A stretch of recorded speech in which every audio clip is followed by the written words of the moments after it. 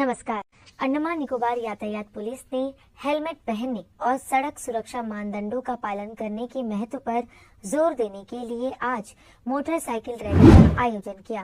Rally को वरिष्ठ police अधीक्षक यातायात मनोज कुमार मीना ने मरीना पार्क के चिल्ड्रन पार्क गेट से झंडी दिखाकर रवाना किया। इस रैली में विभिन्न स्कूलों के 50 से अधिक उत्साही छात्रों ने भाग लिया। यह रैली श्री विजयपुरम शहर के प्रमुख क्षेत्रों से होते हुए गुजरी, जिसका उद्देश्य लोगों को, विशेष रूप से युवा चालकों को हेलमेट के जीवन रक्षक लाभों के बारे में शिक्षित करना था। इस मौके पर उप पुलिस अधीक्षक अजय कुमार राय तथा अन्य पुलिस कर्मी भी मौजूद रहे।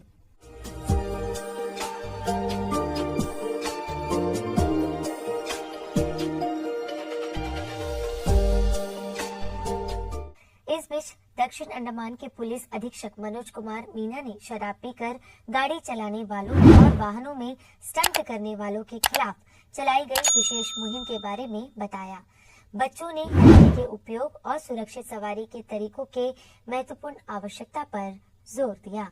26वें vice president of India cup soccer championship BJR stadium में अंडमान निकोबार कमान और मायाबंदर, कछाल तथा रिगलीपुर के बीच खेला गया, जिसमें अंडमान निकोबार कमान ने मायाबंदर को 7-1 से शिकस्त दी।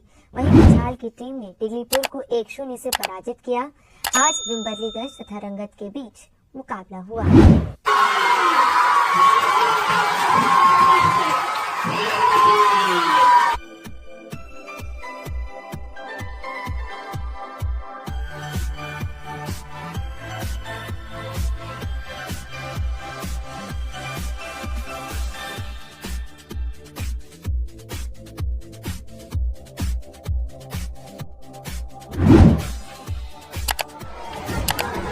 इब्राहिम नजीर ने असिस्ट किया।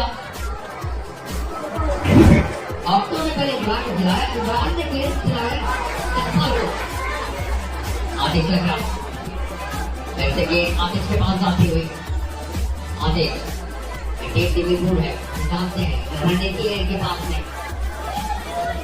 कौशल रोक नहीं पाएंगे। ऑनलाइन तो इंसान की तरफ से थ्रो-इन प्राप्त करेगी टीम सचार। बॉल के साथ सोजो के लिए बैटिंग कर दो।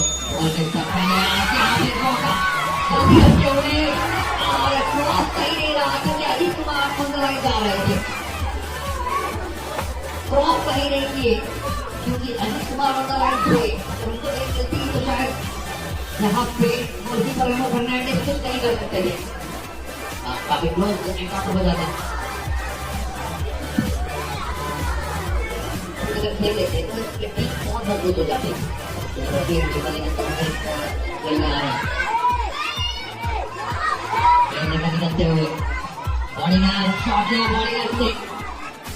और काफी तेज नजर आ रहे हैं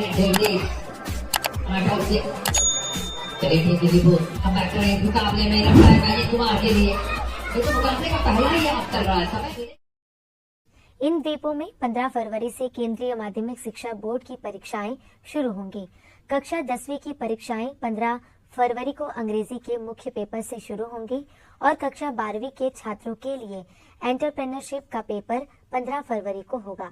हालांकि मुख्य पेपर 17 फरवरी से शारीरिक शिक्षा विषय से शुरू होगा।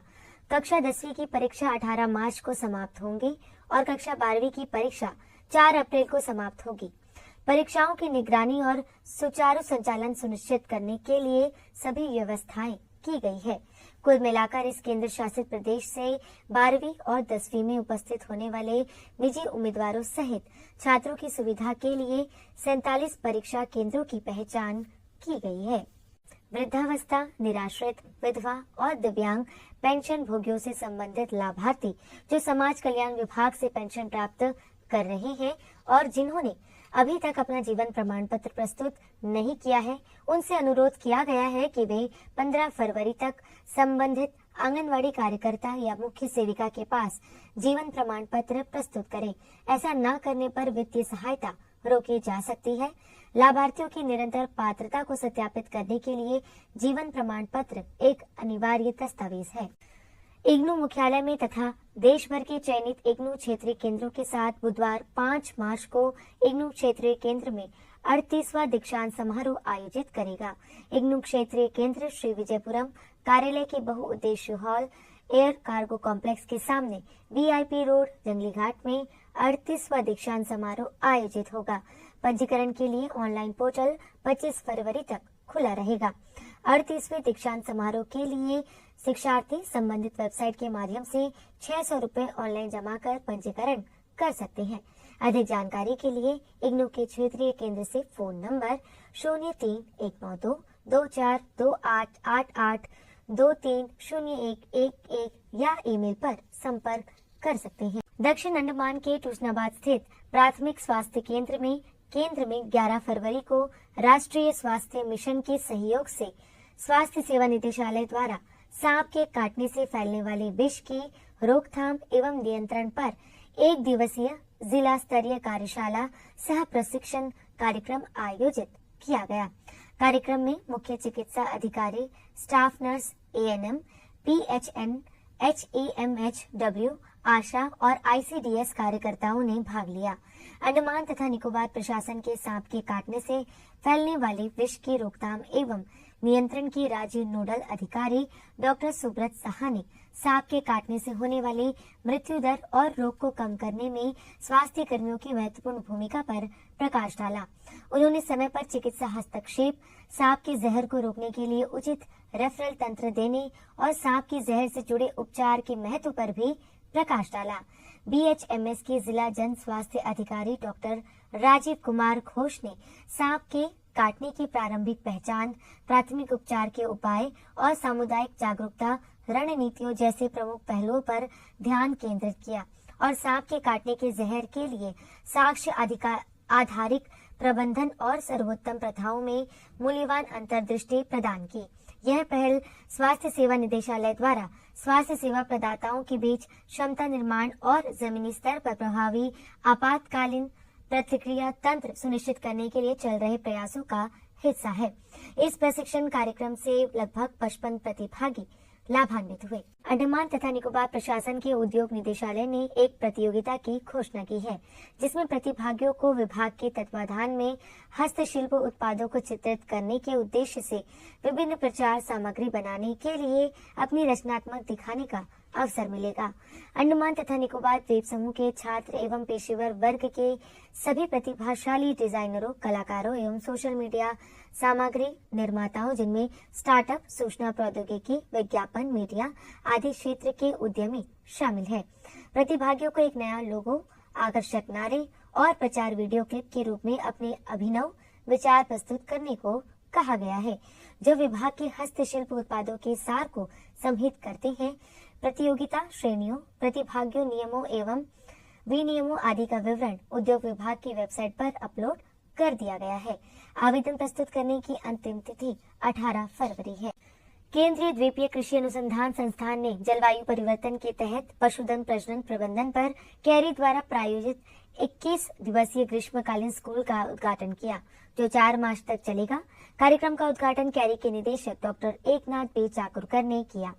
प्रशिक्षण का उद्देश्य प्रतिभागियों को बहुविषयक दृष्टिकोण से लैस करना, उन्नत जैव प्रौद्योगिकी तकनीकों के साथ प्रजनन प्रबंधन रणनीतियों को एकीकृत करना, पशुधन प्रजनन को बढ़ाने के लिए शमन रणनीतियों को विकसित करना है। प्रतिभागी प्रजनन प्रदर्शन को अनुकूलित करने और जलवायु परिवर्तन से उत्पन्न चुनौतियों को हल करने के लिए नवीन तकनीकों और व्यवहारिक समाधानों का पता लगाएंगे। पशुधन प्रजनन में उपयोग किए जाने वाले जैव प्रौद्योगिकी उपकरणों में व्यवहारिक प्रशिक्षण भी आयोजित किया जाएगा। विभिन्न राज्यों से कुल 20 प्रतिभागी इस कार्यक्रम में शामिल हुए हैं, जिनमें 14 पुरुष और 6 महिला प्रशिक्षु शामिल हैं। इस अवसर पर बोलते हुए कैरी के निदेशक डॉक्टर एकनाथ बी चाकुरकर ने पशुधन उत्पादन पर जलवायु परिवर्तन के महत्वपूर्ण प्रभाव, विशेष रूप से अंडमान निकोबार द्वीप समूह जैसे कमजोर पारिस्थितिकी तंत्रों पर जोर दिया। पशु विज्ञान प्रभाग के प्रमुख डॉक्टर जय सुंदर ने उपस्थित लोगों का स्वागत किया और प्रशिक्षण कार्यक्रम के महत्व को रेखांकित किया। इसी के साथ ही आज का कार्यक्रम यहीं पर समाप्त होता है। नमस्कार।